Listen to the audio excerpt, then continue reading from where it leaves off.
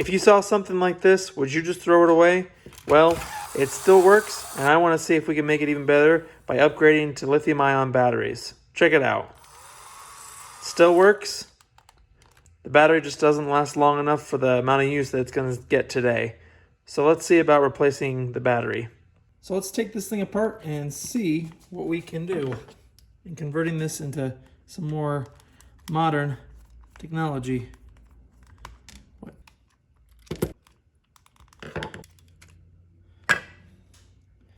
And that's how simple it is. It looks like we got our motor, switching assembly, and then our battery, which has leaked electrolyte.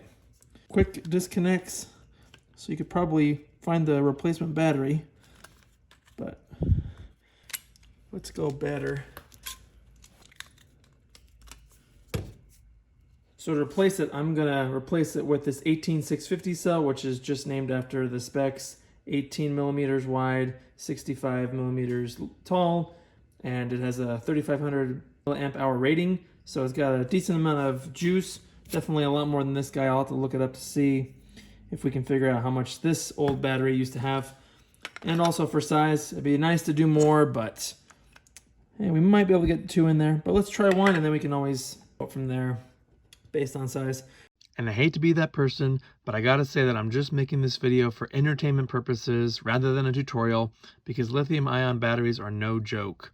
My plan here is just to reuse the old tabs and solder them onto the new cell so I can replace it easily in the future. Not really sure how I didn't realize that this wouldn't do much for future me, but we're just gonna do it anyway. So first I'm using a hammer here just to manipulate the old tabs to be flat. That way I can use them, or I guess reuse them, and then went on to scrape both ends of the cell so it would accept solder more easily. And I've learned that the iron needs to be up to temperature, and it's a quick flow and off so the heat doesn't soak into the cell too long or get the temperature up too high. This is why I don't recommend doing this, because you can overheat the cell if you don't know what you're doing and actually cause the cell to go into thermal runaway. Some cells have wax separators that if you heat them up too much, they can actually melt and cause the battery to short. No bueno. And honestly, I got tired of holding the button on my old Weller soldering iron, that I switched to my other soldering iron, that it's easy to adjust the temperature and has a finer tip. It was actually one of the first irons that I learned how to solder on, and it was a gift from my parents, so it was pretty sentimental. The cap, or the positive end, seemed to go actually really smoothly, but it was not the same for the negative side, and I don't know why, even after tinning the end. For some reason, no matter how much flux or cleaning I did to the other tab that I scavenged from that old cell, it would not accept solder for some reason. I tried so many different times that ultimately it drove me crazy, and I finally said to heck with it, I'm just going to solder the actual wire after tinning it to the negative side. And hey, it worked. We're not going for production, we're just going for function. Then it was just reassembling it back, which was fortunately very straightforward. I like working on old stuff for this very reason. Easy enough to figure out what's going on, and simple. Hard to screw it up. Let's close it up and see how it works.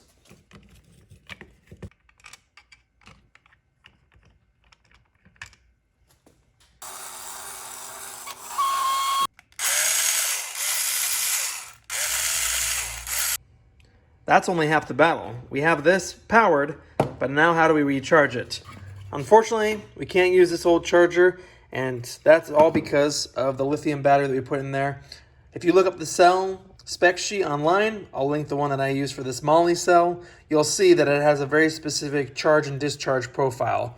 And if you look on the charger here for the old one, you can see the output doesn't even match the voltage we're needing. So how do we get around that? Well, I'll show you. So the answer is I'm just going to cheat and utilize a battery charger that will correctly charge up to the correct maximum voltage, which is 4.2 volts in this case, just so I don't have to worry about overcharging this battery. And I actually found this whole set of different battery chargers on Facebook Marketplace for $5. It came with 5 chargers, so I'm only going to be in the whole $1 when I cannibalize one of these.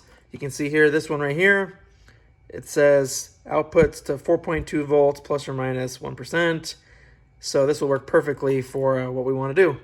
I think I'm just going to solder some wires that will directly connect to the charger.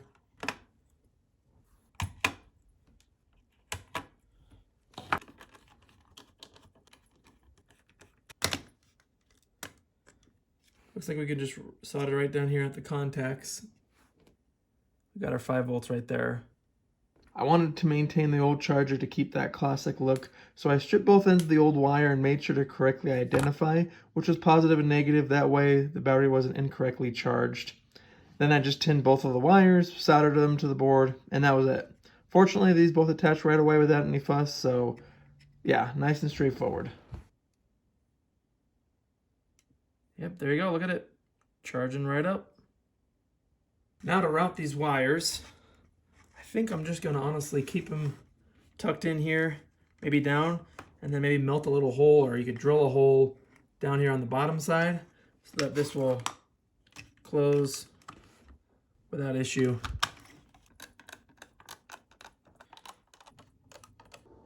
She ain't pretty, but it looks like she's working. You might be asking yourself, Self, was it even worth it to make this thing? And honestly, the old me probably would have just thrown this away or tried to sell it to make some money. But, you know, it's kind of cool to revive a tool and give it some life. We'll try and fix that motor sound. But heck, I mean, it's just nice to have another tool that, you know, when there's lots of screws, make it a little bit easier on yourself. And the nice thing, too, is you can lock the motor here. So if you want to actually twist without using the motor, you lock that, push that in and lock it. And then it holds it in place so you can use it manually, unlock, and switch over to power. But lithium certainly makes a difference. Let's see if we can address this loud motor.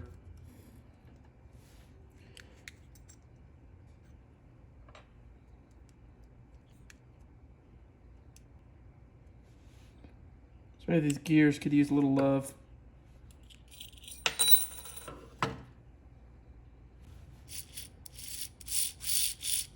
Put a little oil in there.